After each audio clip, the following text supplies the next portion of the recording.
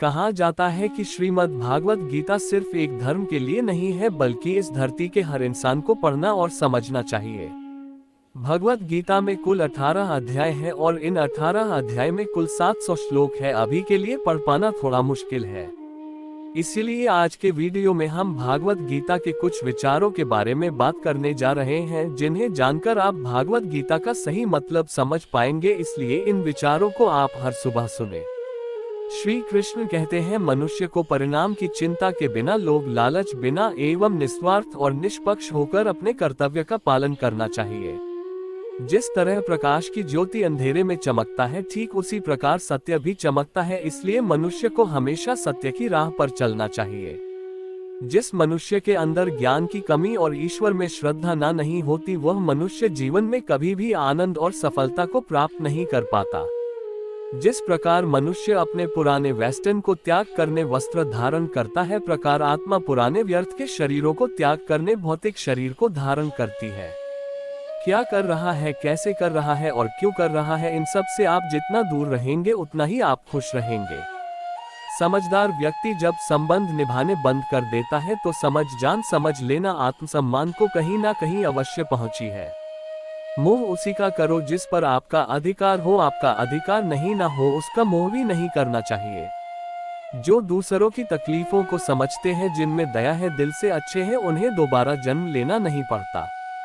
प्रबुद्ध व्यक्ति के लिए गंदगी का ढेर, पत्थर और सोना सभी समान है। आपके कर्म ही आपकी पहचान है, वरना एक नाम के हजारों इंसान होते हैं। प्रेम सदैव माफी मांगना पसंद करता है और अहंकार सदैव माफी सुनना पसंद करता है।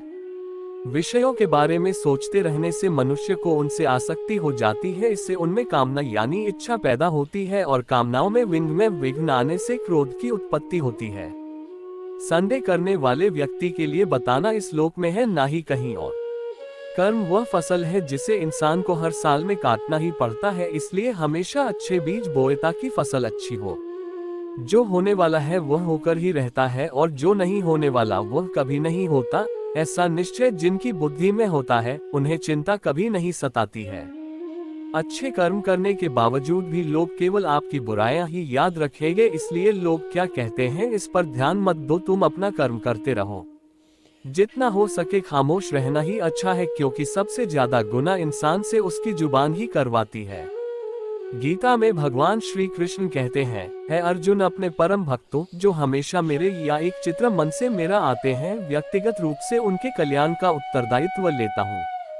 हे पार्थ, जो लोग भक्ति में श्रद्धा नहीं रखते वह मुझे प्राप्त नहीं कर पाते, अतः वह इस भौतिक जगत में जन्म मृत्यु के मार्ग पर वापस आते रहते हैं। मौन सबसे अच्छा उत्तर है किसी ऐसे व्यक्ति के लिए जो आपके शब्दों को महत्व नहीं देता है। बदल जाओ वक्त के साथ या फिर वक्त बदलना सीखो, मजबूरी को मत कोसो, हर हाल में चलना सीखो। किसी काम की चिंता करना ठीक है, पर चिंता इतनी भी नहीं होनी चाहिए कि वह काम ही बिगड़ जाए। अच्छी नियत से किया गया काम कभी व्यर्थ नहीं जाता और उसका फल आपको जरूर मिलता है। श्री कृष्ण कहते हैं, है अर्जुन, मैं किसी का भाग्य नहीं बनता, हर कोई अपने भाग्य खुद बनाता है। आप आज जो भी कर्म कर रहे हो उसका फल आपको कल प्राप्त होगा, और आज जो आपके पास है वह आपके द्वारा पहले किए गए कर्मों का फल है। मनुष्य नहीं, उसके कर्म अच्छे या बुरे होते हैं, और जैसे मनुष्य के कर्म होते हैं उसे वैसे ही फल की प्राप्ति होती है। तुम्हें सिर्फ अपने कर्म करने का अधिकार है, किंतु कर्म के फलों के तुम अधिकारी नहीं हो। तुम ना तो खुद को अपने कर्मों को के फलों का कारण मानो, ना ही कर्म न करने में कभी आसक्त हो जाओ। सही कर्म वह नहीं है जिसके परिणाम हमेशा सही है, अपितु नहीं कर्म वह है जिसका उद्देश्य कभी गलत न हो। संसार में कोई भी मनुष्य सर्वगुण संपन्न नहीं होता, इसलिए कुछ कमी हो को नजरअंदाज करके रिश्ते बनाए रखिए। पूर्णता के साथ किसी और के जीवन की नकल करके जीने की तुलना में अपने आप को पहचान कर अपूर्ण रूप से जीना बेहतर है। जब भविष्य धुंधला पड़ने लग जाता है तब आपको अपने वर्तमान में ध्यान केंद्रित करने की आवश्यकता है।